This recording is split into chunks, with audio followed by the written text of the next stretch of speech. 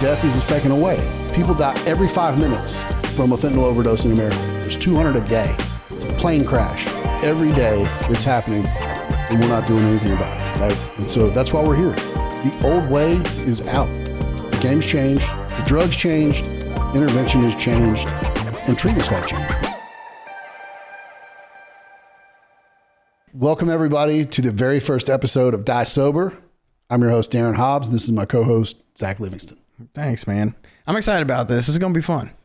I'm really excited about this, too, and I want to let you guys know what we're here to do. We're here because we have rewritten the game as far as intervention goes with drugs and alcohol, and the reason we did that, Zach, the old stuff doesn't work. Dude, it doesn't. Here's the facts, man. Like, the game with drugs and alcohol changed. Fentanyl came in, changed the whole game. Then you start seeing the adaptations to the fentanyl with the tranq, having it be cut with xylazine. And like, the reality is now, like, the old method of doing intervention is outdated and the shit doesn't work. Right. Drug game changes.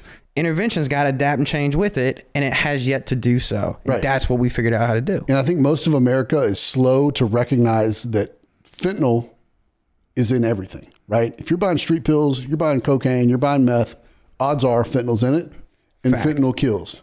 Facts, dude. Right? Everything else now is just a unicorn. Like, it doesn't exist. Like, if you could find me real heroin, I'll be aghast. Same with real cocaine, same with real Percocet, Xanax, unless it came directly from a pharmacy, like, it's not what people think it is. Right. And so the urgency has gone from a 5 to me. Every case that we get our hands on is a 10 on the urgency scale, right? Yeah. Every one of them, because death is a second away. Mm-hmm. People die every 5 minutes from a fentanyl overdose in America. There's 200 a day. That's absurd. It's absurd. That's 200 too many, right? We're never going to run out of this work. No, we're not. And you know, one of the things that I compared before, somebody brought it up, they mentioned it, and then I was like, let me look up the numbers and stuff like that. So we're in 6-figure deaths for fentanyl overdoses, right? Overdoses that result in a death. We're over 6 figures a year. I think it was like right around 110, 116,000, something like that last year. Right. Dude, go look up, Google the deaths, not casualties, deaths in each major war. The only ones that have more deaths throughout the entire war than we did last year in fentanyl overdoses was World War II. And I think the other one was World War I was real close. It was just a bit more. Everything else, so Vietnam, Korea, like you name it, like the war in Iraq, everything. Right. We're seeing more overdoses. Mm-hmm. It's crazy when you actually like make the visual connection to it. It's wild. Well, if you put into perspective 200 per day, it's a plane crash. Yeah. Every day that's happening, and we're not doing anything about it. Mm-hmm. Right. And so that's why we're here. You know, I think for us, the immediate goal is let's educate people who are struggling. Yeah. Let's educate families that are struggling alongside them. Let's bring industry professionals up to best practice as we see it. Right. We're in the field. We're on the ground. We know what's real right now. And, you know, let's be really clear. The old way is out. The game's changed. The drugs changed. Intervention has changed. And treatment's got to change. Yeah. I mean, hell, man, even you look at a lot of the stuff like that's geared towards professionals like me and you. Like, a lot of that shit was written in like the late 80s, early 90s. I mean, hell, we were looking at a book yesterday by a really great interventionist. It was from 1988. Right. I'm 34. I wasn't even born yet. I was born in 89. Right. You know what I mean? Now, I'm pretty sure, like, if we had an actual plane crash, an entire commercial airline just tank every day, someone in the airlines would be like, you know what? Like, we should probably change some stuff. Right. Our industry's just been slow to adapt. I think the industry is slow to adapt, probably tied to the stigma that goes along with addiction. Yeah, but we ain't. We ain't, right? We know 50 million Americans currently have an addiction, right? We know 50 million additional Americans have a mental illness. Yeah. We know there's a correlation with 30 million in the middle that have both. Yep. Right. And so 125 to 130 million American families are affected in one way or another by addiction and mental illness. Right. the co-occurring morbidities that lie in between, and the prevalence of fentanyl everywhere, to me, that's why we're here. That is our purpose, right? To educate and make aware families everywhere the dangers that lie in overdose. Yeah, and not just educate and make aware, but also like implement and take action. Right. Like that's where we shine. That's where we've learned how to like fly high in the intervention world. It's because we can move quick. And nowadays you have to. I mean, you mentioned too, like urgency and like right now with fentanyl, just that level of acuity, like how bad it actually is, coupled with the level of urgency that's currently in existence, the two don't match up. There's a disconnect.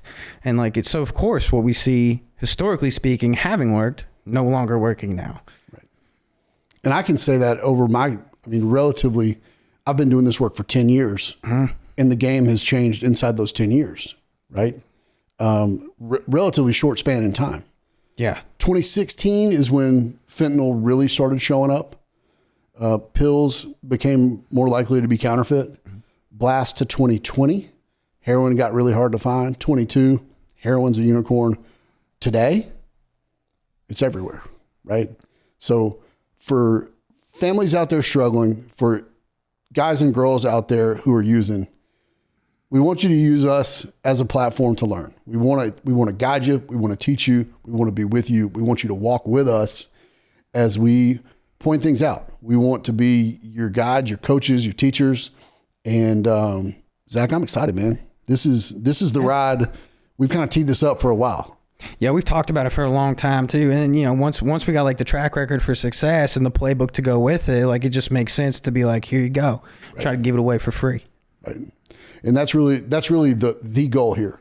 We want to be the guys who get to give solution away to those who can't pay for it, right? For people who don't have means for treatment, who don't have means to go see a therapist, who don't have means to do anything but pull up a phone, dude, right? To find hope. We got a ton of resources, but the resources are only as good as they are financially available.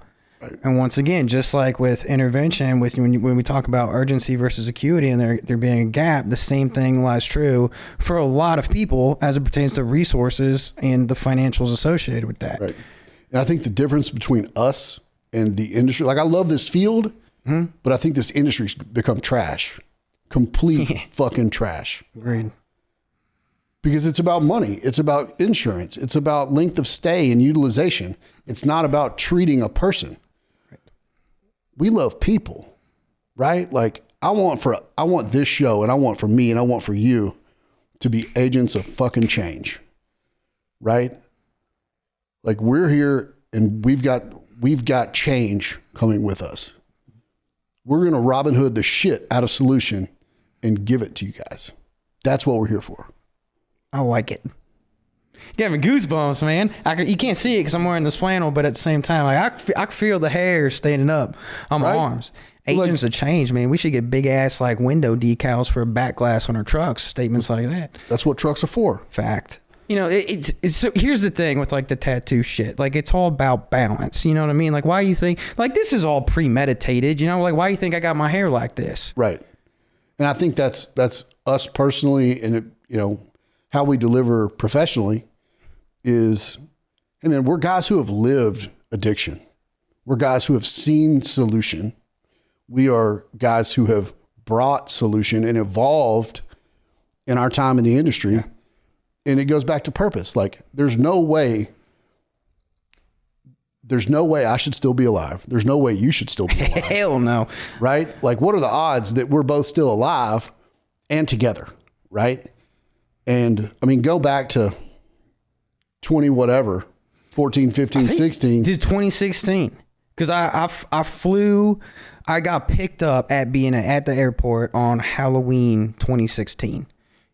And that's like where my like Nashville journey kind of started. But shortly after that, me and a dear friend of ours, who you know and love too. Yeah.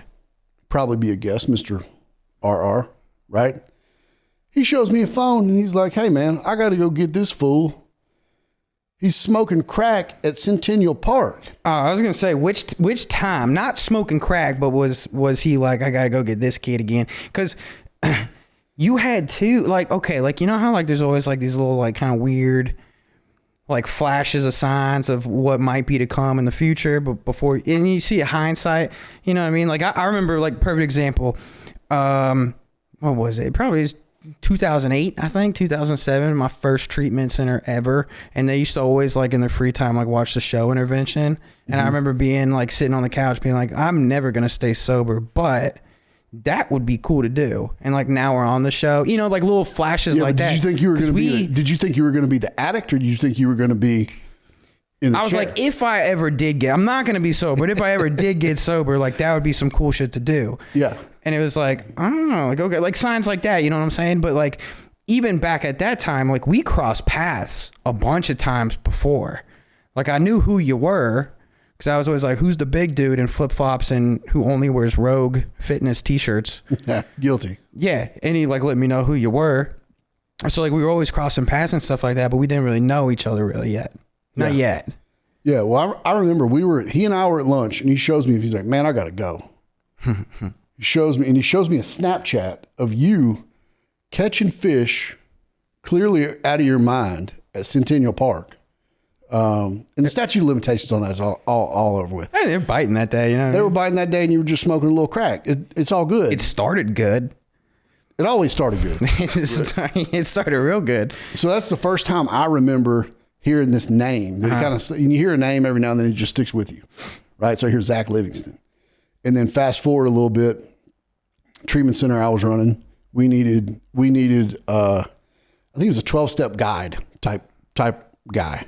Right? Yeah, pretty much. And at that time too, I'd been sober a few years, and I was working at a different treatment center at the time, a different like 12-step immersion program. Right.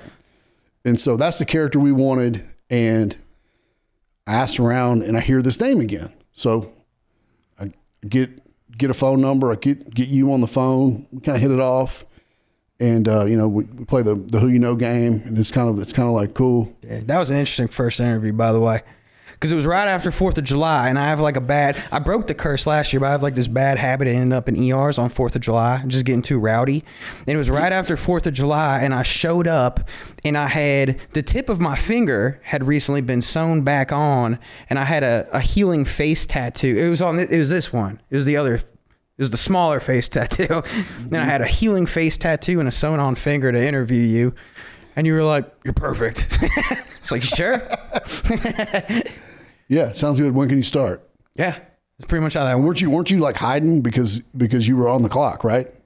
Yeah, I snuck out of my current job to go interview for that one. Yeah, and so bang bang, we bring you in. You do a great job. I don't know, your year, whatever. But at some point during that year, we started working out together. And I think that's where we really started to bond. In the dungeon, in the original trap house. Yeah, right. The old garage gym. Yeah. So 5 a.m. we're working out. So unnecessarily early. T.I., Jeezy. I'm loyal to Atlanta rap. Yeah, facts. Right? Early 2000s, mid 2000s. Perfect. I go more towards like the Houston rap side, but like we can meet in the middle. It's fine. Right. Atlanta, Houston, it's the same family. They're friendly. All UGK influenced. All Outkast influenced. So we begin working out. It's a lot of fun. Your pace was way different than mine. I was more of a max output dude. You were more of a aesthetics guy, and I tried to keep your pace, and it crushed me. Just crushed my soul. But it was good for me, right? Mm-hmm. And so I start thinking, I don't know, a few months into that, I start thinking, I really want to bring you into the intervention side of my stuff. And I start plotting. And I remember I asked our executive director at the treatment, I asked Stephanie, I said, hey, how mad would you be if I stole Zach? And she looked at me like, I'm understaffed already. Don't you fucking dare. I was like, well, I'm going to need him by January. And she didn't answer. I was gunning for the spot anyways, man, because I was so bored. Like, don't get me wrong. Like, everyone's got their niche and everything, but like the treatment side of working as a professional in addiction and substance abuse, it's just not there's too much, I don't want to say normalcy, but there's almost too much of the same every day. Right. To where I was like, I'm like, this is fun, this is cool, but like it's kind of getting old. Right. I like the intervention because I like the not knowing what's going to happen all the time, like not knowing what the day is going to look like, not knowing if I'm going to go home tonight or get on an airplane to go somewhere, what's going to happen when I get there. To me, like those are the days I want. Right. I don't want to be like, well, at 8:00 I show up at this time and then I do this group at 9:30 and then, I mean, that's fine. It's cool. It's definitely got a purpose, but it's just not for me. Yeah. And I remember when I got a grudging green light to talk to you about it from Stephanie, I remember asking, we talked about the money. We talked about like, hey, like, I'm not going to manage your time. I'm just going to tell you what I need. You sounded pretty good with it, because we never know when we're going to go home. We don't know, I got to go back in the truck right now. Yeah. There's been, I can think of a handful of occasions where I thought I was going home and I got on an airplane instead. Yeah. Once was to Miami, though. That wasn't bad at all. I'll do that again today. I think that was one of the first. You had to go find a guy without a phone, right? Yeah. That was a search and rescue job. Yeah. We get those. But I remember when I turned it over to you and said, do you have any questions for me? Nope. Do you remember though? You did have a couple questions. I remember I had one in the beginning. It wasn't related to Miami, but like my main question at the time was, what's the policy around tattoos and where's the line? Is there a line? And you asked why. You're churching it up because there's cameras. You said, well, I can start immediately. And how do you feel about additional face tattoos? Is that how I worded it? Yeah. I'll take that. That sounds right. You pointed this one out and you said, well, how would you feel about additional face tattoos? And my answer was, do your thing, man. I want you to be yourself. Like we can only be as good as we are genuine. Right. I really tried to sell it to you. I was like, I'm not going to post Malone in my face, but like, this is big. Right. And you were like, what is it? I was like, I want to put a big knife on the side of my face. I was almost 4 years sober at the time, 3 years sober, something like that. Yeah. Yeah. Soundness of mind, That wasn't a fly-by-night decision. You wanted the knife on your face. You got the knife on your face. My only concern was, will this kind of typecast you in intervention? And I remember having some trepidation the first time I had to we had interventions on the same day. I took the local one. You flew to Jacksonville or Orlando, wherever it was. And it was a real trust fund kind of deal. Yeah. And I remember thinking, well, Panama City.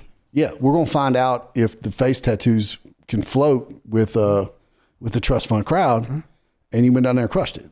Yeah. And surprise, it works. Right. Yeah. And I had a lot of trust in your ability. I just didn't know how it'd be received.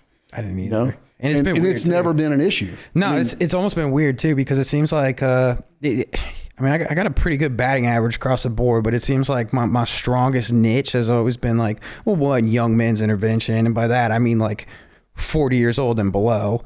Yeah. And the other side too has been like high net worth executives. Yeah. I've had a lot of good success with them, which in my head, I'll get domed up going into those interventions too, like wondering, because like, I got like blackouts on my hands and my like my throat, my face. And even my kneecaps are tattooed, and for whatever reason though, like it just works. Right. So I just stopped questioning it. I think there's a certain degree of just being approachable. Right. So like us being genuine, us being real, right? Yeah. Not trying to sound like doctors. We're not physicians. We're not clinicians. Nope. We are practical application gangsters. That's what we do. Right. And I think the families we work for deserve us to be authentic and to be our genuine selves. Well, right? The other side too is like, once again, like I'm not throwing shade, but like, I don't want to match the guy who's like sitting at a desk in a suit with a bunch of like framed diplomas above his head on the wall behind him. Right. It's just not, because at the same time, like if you came from it, cool. Like I didn't come from like Yale and Harvard and get like psych degrees and everything else. Like I came from Skid fucking Row, right. The same place that you did. Jail cells, just the nastiest of places. We came from there. Why are you talking about my jail? Because you never had to go. Not to yours, but you never had to go to mine. You know what I mean? Like, how many times did you go? For real sentences, twice. 2 real sentences. In and outs, I don't know. It's impossible to tell. All right. like couple dozen. I don't know. It seemed like a quarterly event. Like I'd go for a night or two and or spend a weekend because I'd mess up on a Friday and then you can't see a judge until Monday and then bond out Monday afternoon. And it's always bad practice to get arrested on a Friday. Yeah. Especially, I had a knack for getting arrested right before a holiday weekend. That's the worst. Yeah, it's the worst because you're not seeing a judge for a week. No, worst all around time is December 23rd because you're not seeing anybody until it's going to be a minute. Yeah, I had a knack. Uh-huh. I had that knack, but getting into this work was always fulfilling to me, especially with, it's just my thing because my mom enabled me for so long. I love dealing and working with struggling mothers who can't cut the cord. Yeah. That's my language, right?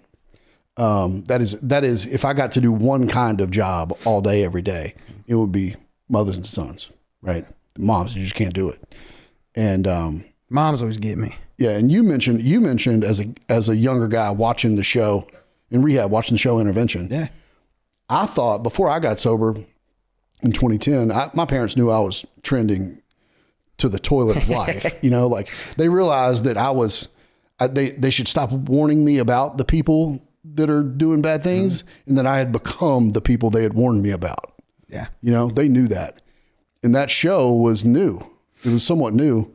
And I thought for sure Ken Seeley was going to show up at my door with my mom and it was going to be showtime. So, when I got into intervention and said, hey, this is really what I'm going to do. I'm going to burn the boats. This is what I'm going to do with my life. There was always a goal. Like, man, maybe one day I'll get to that show. Rewind October of 22. I get a call and I thought I was getting punked. I remember that. Right? I remember that because you told me I was in Florida at the time. Mm-hmm. I know exactly where I was. I was at a gas station in Austin, Texas. My phone rang with a California number and I just thought, man, this is Google spam. And Justin Everett was on the phone and he was like, hey, is this Darren? I'm like, yeah. What's up? How can I help? And he's like, hey, my name's Justin Everett. I work for GRB Studios. Would you be interested in interviewing for a slot on the show Intervention? And I just went, huh? Sure. Yes. I'd love okay, to. guy, if right? you say so. It's like dream come true. Like, holy shit, dreams come true. And there was still an interview process, but to me, it was like proof of concept. I belong, and through that process, I actually karate swatted a wasp and just kept speaking on the Zoom. That was the final gangster. The final casting Zoom. Were they going to take me or not? And this wasp had been dive bombing me the whole time. I'm just kind of ducking, and then I just kind of Mr. Miyagi'd, and I didn't break. And the Amira, who's on the other side of the Zoom, was like, "Hey, did you just?" And I was like, "Yeah, I did. Sure did. Mark that." She was like, "Well, I think that's all we need for the day." And so I felt good. I think, bro, I have the video clip of that too. I don't know why it's not on your socials and stuff like that. Yeah. You were in the classic Darren attire, flip flops, bird dogs, probably the same t-shirt you got on now, backwards hat, I think. And you just, and you could even see the bee. You could see it fly off. You could see the bee take flight forcefully in a direction it was not intended on going in the video. It's a great clip. I have it on my phone. So that happened, and then they wanted a second seat for the first story I was going to do. Yeah. And they were like, well, who you got? And I was like, man, I got the guy you want right here. Works with me. Mm-hmm. And so, that happened. I don't know. You got cleared a hell of a lot quicker than I did. Yeah, but I had at the same time, I had your stamp of approval and you were already cleared. So that streamlined it for me. And then their interview process, I was like, it was one of those things I was so nervous about doing the actual interview. Mm-hmm. And, I was not nervous about doing the show. You know what I mean? I was nervous about doing the interview. The show, I was like, this is dope. Hell yeah, give me a microphone and a camera and let's party, dude. Right. But the interview, I was like, I got to crush this to get to that. So you ever hit that point where you're so nervous where it's just you kind of just say screw it and you're just 100% you? Yeah. I was talking crazy on that interview. I mean, there's maybe a little too much of me in that interview of me. You know what I mean? You know what I mean? And then they came back and then it worked out, and they were like, yes, please come on, let's do this. Mm-hmm. What I got scared about was all the like the background checks, because I was like, well, I got this record. You know what I mean? Like I have an arrest record. I was pretty iffy on the background check too. Yeah. I mean, and then I was nervous about social media. I was like, I know I haven't posted anything, but like, what if somebody tagged me in something stupid? And just like, I don't know, man, that whole thing was just, I was a nervous wreck until like I finally got like their actual contract emailed to me. And then I was like, okay, we made it. Yeah. Yeah. For the record, we didn't, we read it and signed it. We didn't, yet we said, yes, thank you. Pretty much, man. Yeah. It was good. And then after that too, like we just got the green light to just like be ourselves, do it our way. Yeah. Like they didn't micromanage shit. No, man. And I think the people from the whole team that we worked with, mm-hmm. they were more inclined to really look at human beings than even our industry is. And it was amazing. Yeah. It was amazing to be around people who truly cared. Yeah. You didn't look at it like an insurance policy and a body. Mm-hmm. They really looked at it like, hey, how can we really help these people and affect change? Mm-hmm. Yeah, that was dope. What a cool thing to be a part of. Mm-hmm. It was dope. And I think too, like you can take anyone on like that side of production for that TV show and like plug and play them in any like treatment industry or treatment center, and this treatment center would automatically be better. Yeah. You put them on the front end, the business side, they would do a much better job. For people at home who don't know, success rate in intervention, as an industry, I'd say everybody's going to claim 80-90%. Yeah. Right. I think a lot of that's bullshit. Yeah. Because you got to define success. Mm-hmm. Right. I know for us, we're at 93.67% successful entries into treatment. Right.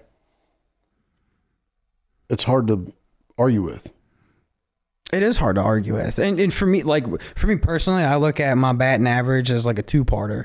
Like one, did they go from was the intervention a success in terms of going door to door to treatment? Mm-hmm. And then there's the second part of, well, okay, like that's only the first step. What about long-term success? Did they get to those initial like typical checkpoint parts of sobriety, 3 months, 6 months, 9 months, a year? Because we have a lot of families that we've worked with really long-term, really long-term. And I think that's the key. The biggest predictor to long-term success for an addict is how informed and educated and willing to participate properly the family and friends support network is. Yeah. Right. That is the predictor, so we get 2 grades. 1, does homeboy go to treatment? And 2, do we influence change inside the family?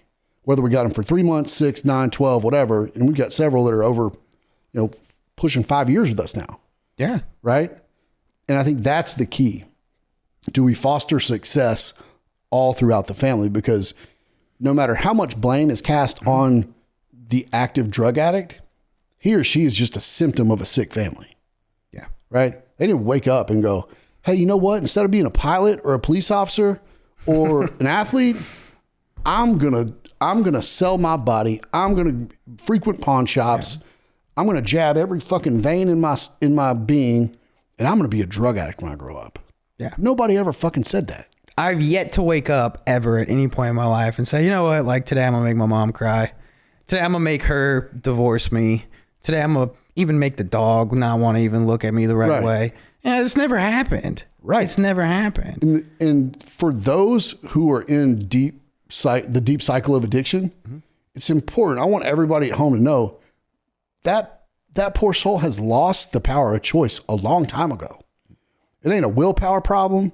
It ain't a creativity problem. It's not a read the Bible, work harder, dance different, love different problem.